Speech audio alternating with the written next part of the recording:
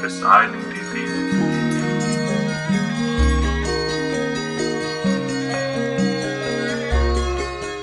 The town with the friendly citizen.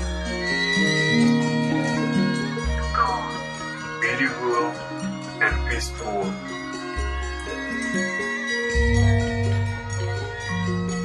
The town with their special good.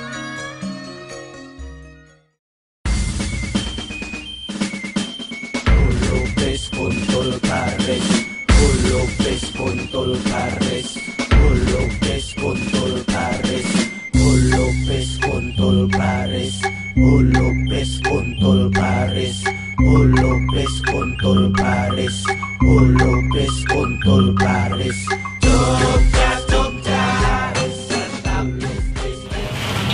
Ya, jadi kalau kita bikin batik ya, pertama-tama kita pilih kain ya. Kain itu yang bisa dibatik ada 3 macam. Itu katun, ya, rayon, sutra. Nah kalau kita mau bikin batik, kita potong bahan tadi menurut ukuran yang dikehendaki.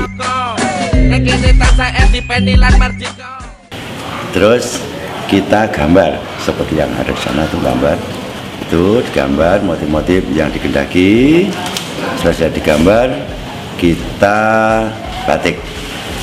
Jadi batik itu kita torehkan lilin batik itu ke kain. Itu yang maksudnya fungsi lilin itu untuk penghambat warna. Jadi lilin sendiri kalau sudah nempel di kain, ya kainnya nggak bakal kemasukan warna.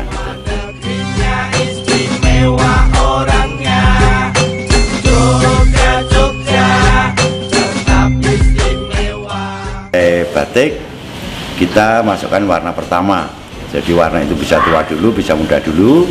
Itu kita bikin batik soal motif tradisional banyak, tetap kita lestarikan.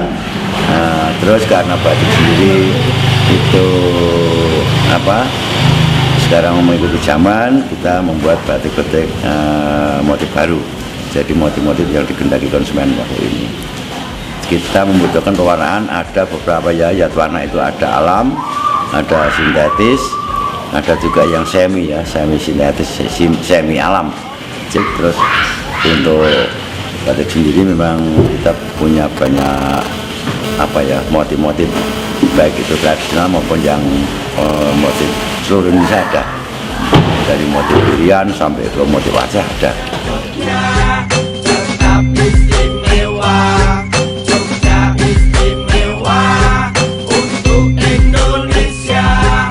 Elingo sajane Sultan Hamengku Buwono kaping 9. Sak dhuwur-dhuwure sinau kudune dhewe tetep wong Jawa. Diumpamake kacang kang ora ninggalke lancaran, marang bumi sing lairke dhewe kang tansah kelingan. Ing ngarsa sung tulodo, ing madya mangun karso. Tutwuri handayani, Lopez Kontol Pares ayo dadi siji. Sepi ing pamrih, rame ing gawe, sejarah neng kene wis mbuktekake. Jogja istimewa bukan hanya untuk dirinya, Jogja istimewa untuk Indonesia. Jogja, Jogja, tetap istimewa, istimewa negerinya, istimewa orangnya. Jogja, Jogja.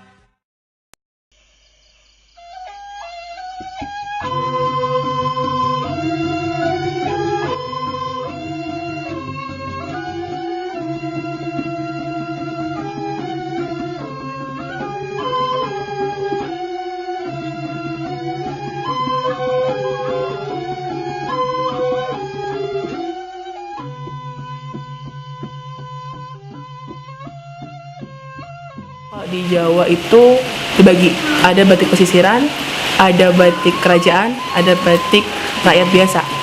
Yang batik pesisiran itu macam Cirebon, macam Madura, macam Lasem, Rembang. Itu dia akan punya warna cerah. Dan cenderung motifnya itu kalau nggak motif ikan, itu binatang. Kemudian dia akan main sedikit, ada ombak, ada alam, ada laut.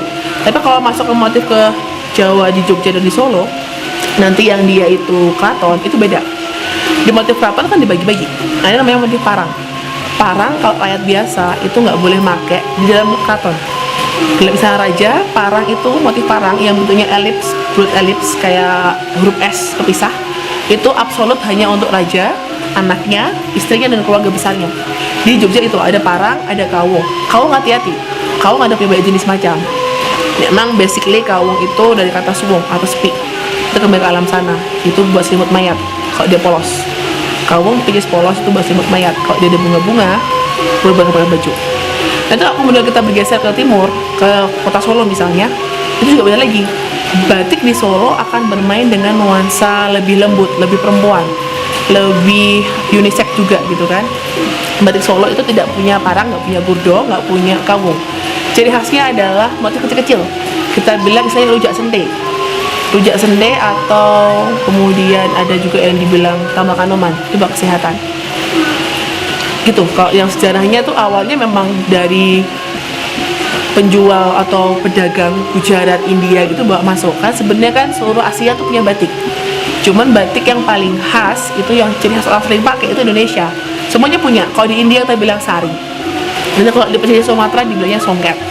Di Jawa, Jogja, selain ada yang bilang ada kudo, ada parang, ada kawung, itu dia yang paling ikonik itu selain si parang, ada kita punya namanya Segaran Candi Baruno.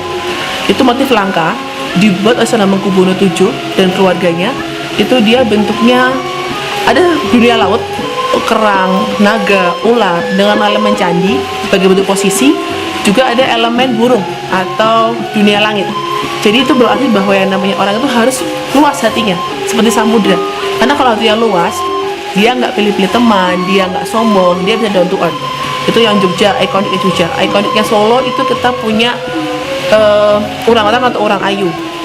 Dia bentuknya udang, hampir seperti lobster. Karena memang kalau kerajaan Mataram atau di dalam agama Islam itu kan binatang nggak boleh persis pakai dalam baju ya. Jadi si udang disamarkan. Kalau kemudian kita bicara mengenai cara pakainya, arah makainya kok dia lereng, itu yang di Jogja itu dia berlawanan dengan syarat pria kanan perempuan kiri. Tapi nanti kalau yang di Solo itu searah.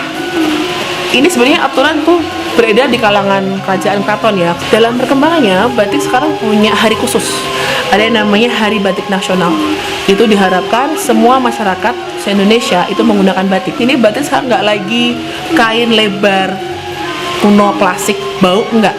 Yang namanya batik sekarang berubah menjadi fashion ya. Saya pikir batik dalam perkembangannya mereka punya banyak warna, mereka punya banyak ciri khas.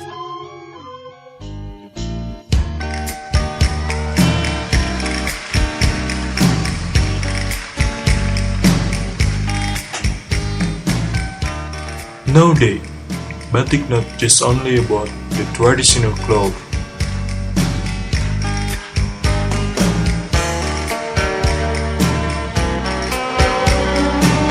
And citizen of Indonesia always can use it every time.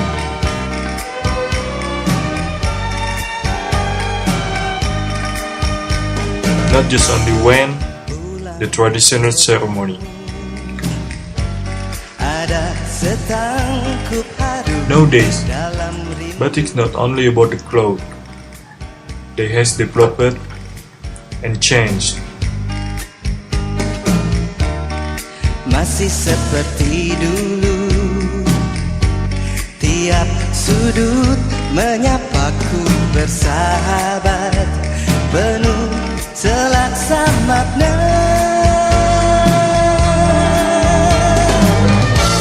Terhanyut aku akan nostalgia saat kita sering luangkan waktu, nikmati bersama suasana Jogja.